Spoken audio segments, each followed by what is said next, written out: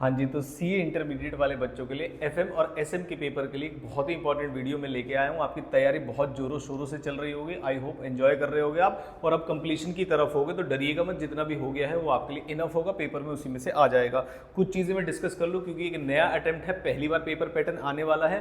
तो कितने मार्क्स के एमसीक्यू वो सबको पता है, लेकिन कैसे पूछे जाएंगे ये नहीं पता। डिस्क्रिप्टिव पेपर किस पेपर पैटर्न का होगा शायद आप अभी नहीं जानते होंगे, अगर आपने एमटीपी नहीं देखा है। तो वो सारी चीज़ें मैं आपको इसके अंदर बताऊंगा कि पेपर का पैटर्न क्या है, कौन सा क्वेश्चन कौन से मार्क्स का आ सकता है, कैसे एक पेपर को अटेम्प्ट करना चाहिए, 3 घंटे की स्ट्रेटेजी क्या रहनी चाहिए। ये इंस्टीट्यूट के द्वारा दिया गया ये मॉक टेस्ट पेपर है। इसके मैं आपको इस वीडियो के अंदर एमसीक्यूज भी सॉल्व कराऊंगा, किस तरीके से एमसीक्यू, किस आइडिया लग जाएगा आपको किस लेवल के एमसीक्यू आने वाले हैं और कौन से चैप्टर ऐसे हैं जहां से चांसेस है कि एमसीक्यू पूछे जा सकते हैं। तो वीडियो को पूरा देखिएगा और वीडियो को लाइक जरूर कर दीजिएगा ताकि ज्यादा से ज्यादा बच्चों तक ये वीडियो पहुंच जाए कि हाँ, ऐसी भी एक वीडियो है जिसके अंदर हमें पेपर से पहले पता होगा कि कौन सा क्वेश्चन कितने नंबर का और कौन से चैप्टर से आने के ज्यादा चांसेस है। तो चलिए वीडियो को शुरू करते हैं।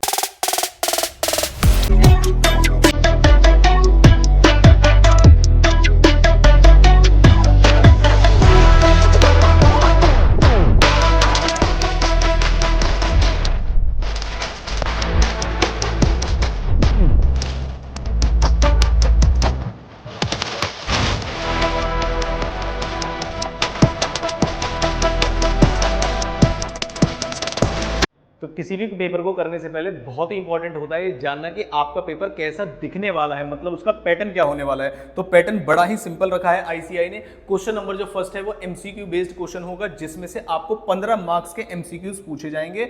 ये मैं पेपर पैटर्न डिस्कस कर रहा हूं। इसके बाद 3R एग्जाम स्ट्रेटेजी बताऊंगा कि कौन सा पेपर पहले करना चाहिए और कौन सा बाद में, और फिर इसी एमटीपी के हम आपको क्वेश्चन दिखाएं, मतलब सॉल्व कराऊंगा मैं आपको कि किस तरीके से एमसीक्यू को अटेम्प्ट करना चाहिए। तो आते हैं पेपर पैटर्न पे। तो पहला क्वेश्चन जो होगा 15 मार्क्स का होगा, जिसमें जो ए पार्ट होगा उसमें आपसे 2-2 नंबर के 5 क्वेश्चन पूछे जाएंगे और 10 मार्क्स का सिर्फ वो केस बेस्ड क्वेश्चन होगा। उसके बाद छोटे छोटे आपसे एमसीक्यूज पूछे जाएंगे 2-2 नंबर के और एक होगा 1 नंबर का। टोटल मिला के हो गए 15 मार्क्स। इस तरीके से क्वेश्चन आपके दिख रहे होंगे। मैं आपको शक्ल दिखा देता हूं। जैसे ये रहा केस बेस्ड सिनेरियो का एक क्वेश्चन है बड़ा वाला, जिसके अंदर जो क्वेश्चन मिलेंगे आपको 5 क्वेश्चन है 2-2 मार्क्स के, तो टोटल मिला के हो गए 10 मार्क्स। उसके बाद छोटे छोटे से क्वेश्चन है, ये सिंपल होंगे। ये मेरे हिसाब से आपको स्टार्टिंग में ही करनी चाहिए, वो 3R एग्जाम स्ट्रेटेजी के दौरान मैं आपको बताऊंगा। तो ये आपका पहला वाला पेपर पैटर्न। उसके बाद शुरू होता है डिस्क्रिप्टिव वाला पार्ट। तो डिस्क्रिप्टिव में कितने क्वेश्चन आने वाले हैं और कितने हमें अटेम्प्ट करने पहले से ही पता होता है, तो ये देख लीजिए फटाफट से। तो डिस्क्रिप्टिव में आने वाले हैं फर्स्ट क्वेश्चन को छोड़ के, उसके बाद 4, जिसमें से जो पहला वाला पार्ट होगा डिस्क्रिप्टिव का वो होगा कंपलसरी, मतलब आपको करना ही करना है।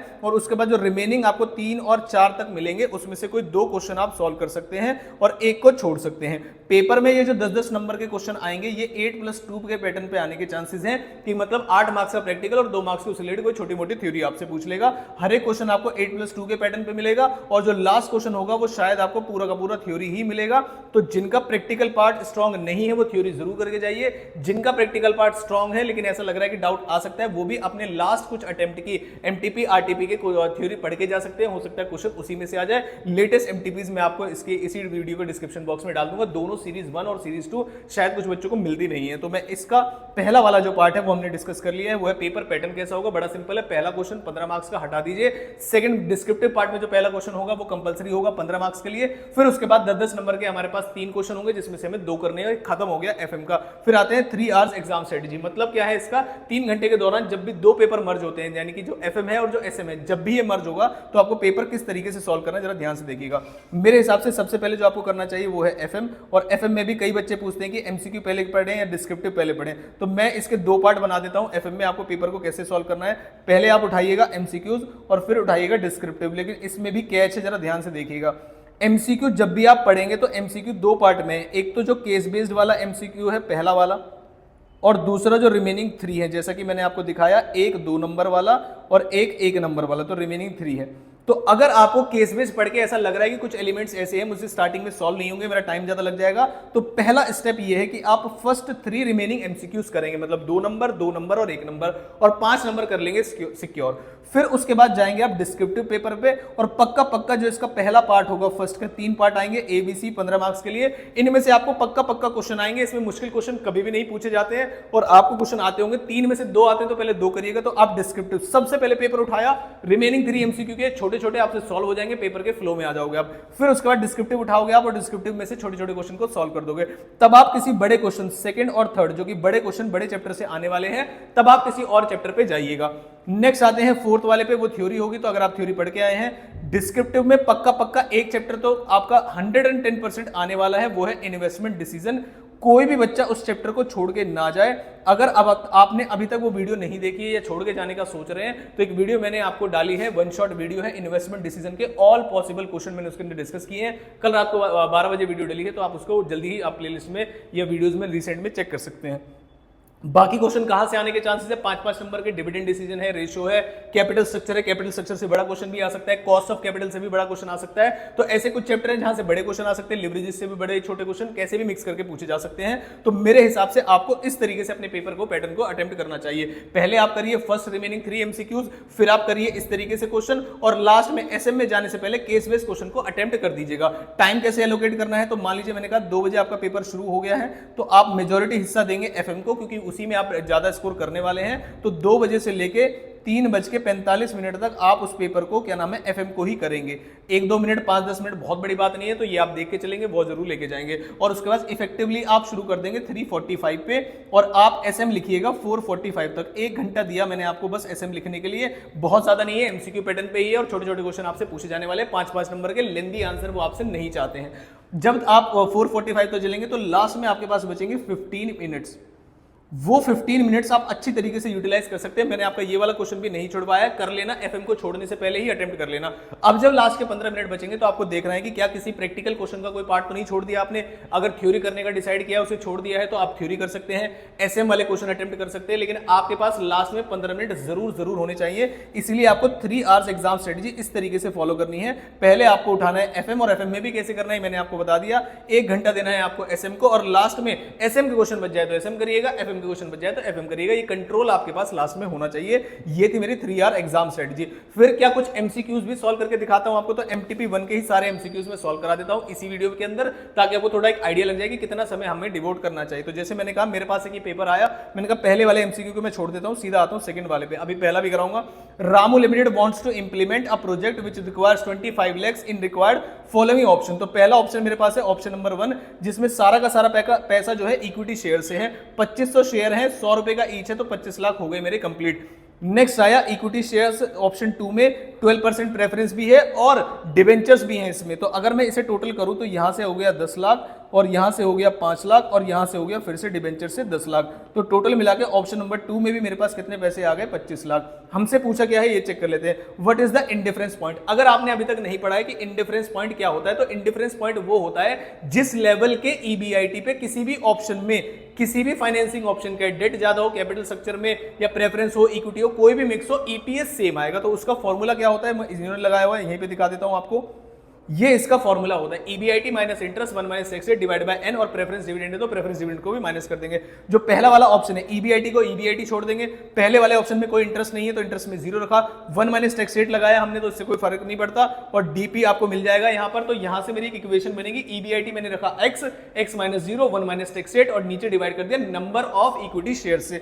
नेक्स्ट आते हैं इधर, सेम फॉर्मूला हमने इधर लिखा है, EBIT minus interest 1 minus tax rate और डिविडेंड की पेमेंट। तो ईबीआईटी फिर से हमने एक्स माना है, दोनों जगह एक्स मान के रखिएगा, या ईबीआईटी को ईबीआईटी छोड़ दीजिएगा। माइनस 1 लाख। अब सवाल ये आया, 1 लाख का डिवेंचर का इंटरेस्ट कहां से आया। तो अभी हमने कैपिटल स्ट्रक्चर देखा था जिसमें 10 लाख रुपए के डिवेंचर है, तो 1 लाख का डिवेंचर्स का इंटरेस्ट यहां से आया, और 12% 5 लाख है, तो 60,000 का मेरे डिविडेंड की पेमेंट होगी प्रेफरेंस की।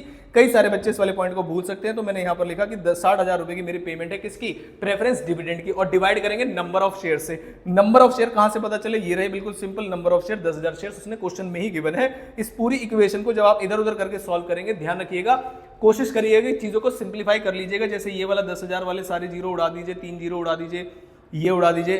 कोशिश करना फ्रैक्शन में ना जाओ आप, वरना परेशानी आ जाती है। तो ईबीआईटी का जो आंसर हुआ वो रहा 3,20,513। और कई बार आपसे पूछा चला जाएगा कि बताइए वो कौन सा ईबीआईटी है प्लस उस पे ईपीएस कौन सा है। तो आप पहले वाले ऑप्शन में ही लगा के चेक कर सकते हैं, और ये भी चेक कर सकते हैं कि आंसर गलत आया सही आया।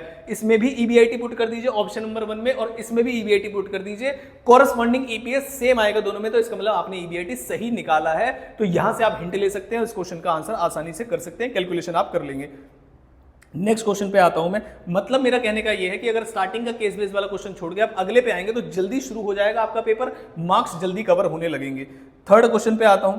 If EBIT increases by 6%, net profit increases by 6.9%। तो इसका मतलब परसेंटेज चेंज इन ईबीआईटी और मुझे क्या दिया है, percentage change in profit after tax. तो मैंने इसको अगर ऊपर रख दूं percentage change in profit after tax, मतलब पीएटी या ईबीटी भी बोल सकते हैं इसको। ये फॉर्मूला किसका होता है, ये होता है फाइनेंशियल लिवरेज का फॉर्मूला कंप्यूट करने का। एक और फॉर्मूला होता है इसका ईबीआईटी अपॉन ईबीटी, वो कंप्यूटेशन वाला फॉर्मूला होता है और ये एप्लीकेशन वाला। तो हमसे क्या पूछा है, एप्लीकेशन वाला फॉर्मूला यहां पर दिया है और हमसे पूछा क्या है, if sales increase by 6% net profit will increase by 2.4%। तो ये उन्होंने बोला है कंबाइंड लिवरेज के लिए, सेल्स और आपका प्रॉफिट आफ्टर टैक्स का जो पॉइंट होता है, तो इसका कंबाइंड लिवरेज निकाला जा सकता है। हमें कौन सा पूछा है, फाइनेंशियल लिवरेज। तो हम percentage change in profit after tax जो कि कितना है, percentage change in profit after tax जो है मेरा 6.9 और ईबीआईटी जो है वो 6 है। अगर हम इसको सॉल्व करेंगे तो आएगा 1.5 आना चाहिए, तो आंसर में 1.15 आना चाहिए, तो आंसर में यही होना चाहिए आपका। चेक कर लेते हैं इसको एक बार, आंसर में थर्ड का आंसर क्या है, 1.15 है। और इसी वाले पॉइंट को देखो, उन्होंने इसमें घुमाने की क्या कोशिश की है, आपको कंबाइंड लिवरेज की भी इंफॉर्मेशन दी है कि इन केस अगर वो कंबाइंड लिवरेज भी पूछना चाहे तो परसेंटेज लिवरेज के चैप्टर से क्वेश्चन है, परसेंटेज वाले फॉर्मूले भी आपको पता होने चाहिए, कंप्यूटेशन वाले फॉर्मूले भी आपको पता होने चाहिए। एक क्वेश्चन उन्होंने थ्योरी का पूछ लिया कि बताइए पब्लिक डिपॉजिट क्या होता है, तो 3 साल तक पब्लिक डिपॉजिट आप मैक्सिमम कर सकते हैं, थ्योरी वाला पॉइंट तो ये हमने छोड़ दिया। फिर आते हैं एमसीक्यू में, कौन से वाले, बड़ा एमसीक्यू कैसे सॉल्व करना है, इसकी स्ट्रेटजी क्या होनी चाहिए और कितने अच्छे तरीके से हम इसे सॉल्व कर सकते हैं, पढ़ के देखते हैं। NV industry limited is a manufacturing industry which manages its accounts receivable internally by its sales and credit department. यहीं से आपको समझ में आ गया, डेटर्स मैनेजमेंट का क्वेश्चन है। It supply small article of different industries, total sale ledger of the company stands at 200 lakh, जिसमें 80% क्रेडिट सेल है। तो 200 लाख का 80% अगर निकाल दूंगा यानी कि 160 लाख की क्रेडिट सेल्स हैं, इसी से मुझे आगे सॉल्यूशन करने हैं। 200 लाख मेरे लिए अब रेलेवेंट नहीं है। The company has a credit policy to net 2/40 और नेट 120। इसका मतलब ये होता है, कई सारे बच्चे से डिकोड करना थोड़ा सा मुश्किल समझते हैं। ऑन एन एवरेज आपका जो क्रेडिट पीरियड है वो 120 डेज है, अगर आगे अलग से ना दिया हो। लेकिन अगर लोग 40 दिन में पेमेंट कर देंगे तो 2% का डिस्काउंट हम उन्हें देंगे। तो पास्ट एक्सपीरियंस से कंपनी के ये पता चला है, on an average out of the total 50% of the customers avail the discount and balance of the receivable are collected on an average in 120 days. इसका मतलब 50% लोग, 160 में से 80 लाख की सेल ऐसी होती है जो आपके 40 दिन के अंदर कवर हो जाती है, और 80 लाख की ही सेल ऐसी होती है जो 120 दिन के अंदर रिकवरी होती है, जिसमें हमें जो कलेक्शन पीरियड है वो 120 डेज है। Finance controller estimated that bad debt loss जो है 1% ऑफ क्रेडिट सेल्स का होता है। बिल्कुल ठीक बात है। यहां से इस इंफॉर्मेशन को मैं एक बार डिकोड कर लेता हूं, देखिए जरा ध्यान से। हम आ गए पहले वाले पार्ट पे। टोटल सेल्स थी हमारी 200 लाख की, जिसमें से 80% कर दूंगा तो 160 लाख आ जाएगा।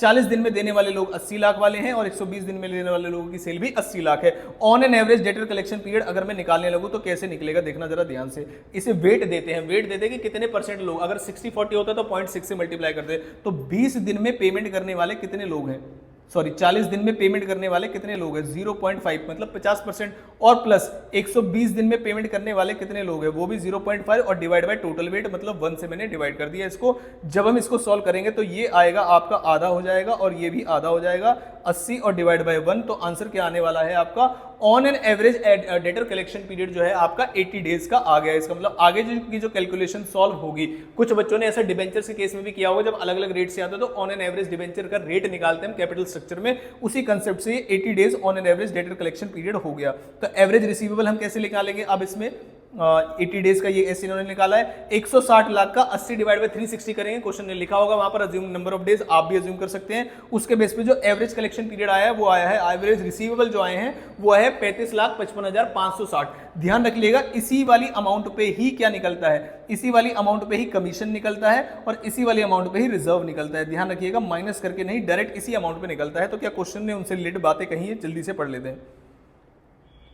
With escalating costs associated in-house management of the deputation coupled with the need of unburden the management with the task so as to focus on sales promotion। इतनी इंग्लिश भर दी है कि बच्चा ये कहेगा ये वाला क्वेश्चन तो मैं बिल्कुल नहीं करने वाला। The CFO is examining the policy of outsourcing the factory, यानी कि फैक्टर का क्वेश्चन भी है इस क्वेश्चन में। Services of managing its receivable, currently the firm जो स्पेंड करती है वो 2,40,000 स्पेंड करती है per annum to administer it credit sales. इसका मतलब जब मेरा ब्याज अगर शो होगा तो वो 80 डेज का होगा, तो जब मैं कंपेरिजन करूंगा तो उसे 360 मतलब 1 ईयर में करूंगा।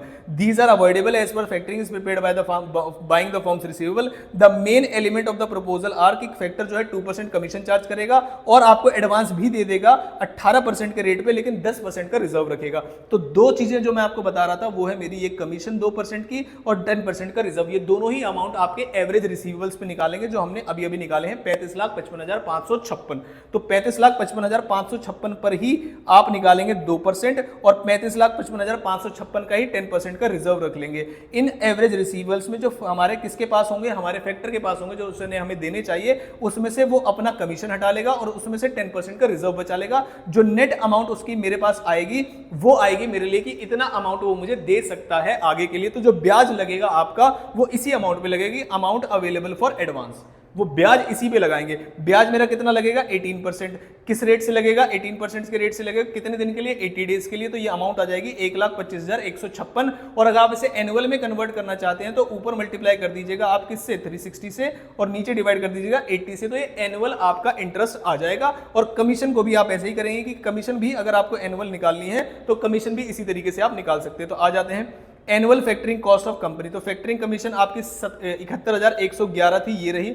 ये कितने दिन की फैक्टरिंग कमीशन है, क्योंकि ये अमाउंट रिप्रेजेंट कर रहा है 80 दिन के, तो इसीलिए हम इसे चेंज कर देंगे, 360 से मल्टीप्लाई कर देंगे और 80 से डिवाइड कर देंगे। तो ये अमाउंट आ जाएगी एनुअल। और ऐसे इंटरेस्ट चार्ज को भी हम इसी तरीके से एनुअल में ले आएंगे। इन दोनों अमाउंट्स को हम एनुअल में क्यों लाए, क्योंकि आगे जो हमारा खर्चा है फैक्टर को एडमिनिस्ट्रेट करने का जो बच रहा है हमारा, वो हमारा एनुअल अमाउंट दिया हुआ है। तो ये आ जाते हैं हम कि कॉस्ट ऑफ एडमिनिस्ट्रेशन अब हमारी सेव हो जाएगी, प्लस बेड डेट्स है। ध्यान रखना अब जो बेड डेट्स निकलेंगे वो आपके 80 लाख वगैरह वाली अमाउंट पे नहीं, जो 80% टोटल सेल्स पे पर एनम पे निकलेंगे।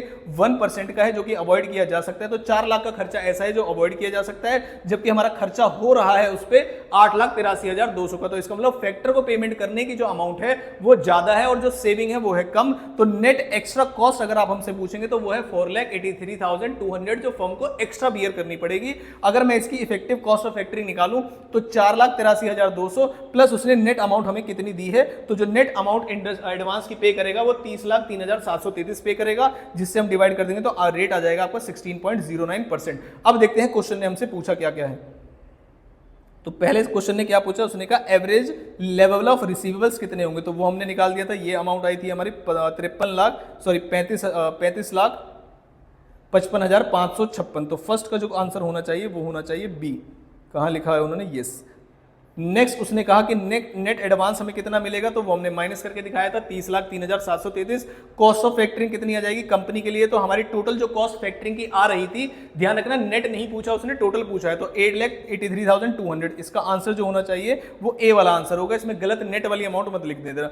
What is the net cost, net cost ये पूछी है उसने, तो 483,200 था शायद हमारा आंसर। एक बार चेक कर लेते हैं, 483,200 ही हमारा आंसर था। नेक्स्ट चलते हैं, और रेट जो हमने निकाला था 16.9%। ये आपके एमसीक्यू से एमटीपी नंबर 1 के पेपर का पैटर्न मैंने आपको बताया, क्या किस तरीके से 3 घंटे के पेपर को टैकल करना है आपको, और कैसे एमसीक्यूज आप किस फॉर्म में सॉल्व करेंगे तो आपके एग्जाम के लिए मैक्सिमम क्वेश्चन आप अटेम्प्ट कर रहे होंगे। अगर यहां तक आए हो तो आई होप आपको ये वीडियो हेल्पफुल लगी हो। वीडियो को लाइक जरूर कर देगा, और अभी तक चैनल को सब्सक्राइब नहीं किया तो उसे जरूर कर लीजिएगा। नेक्स्ट जो वीडियो आएगी वो आएगी आपकी एक टॉपर की आंसर शीट, क्योंकि अब तक एफएम और एसएम का पेपर नहीं हुआ था, तो मैं एसएम की आंसर शीट अलग और एफएम की आंसर शीट अलग, उन दोनों को मिक्स करके मॉर्निंग में आपके लिए वीडियो लेके आऊंगा कि कैसे अपने आंसर को एफएम को और एसएम को प्रेजेंट करना चाहिए, ताकि आपके जो मार्क्स है मैक्सिमम तरीके से आए। वीडियो चाहिएगा तो कमेंट करके बता दीजिएगा, मैं जल्दी से जल्द लेके आऊंगा। Thank you so much.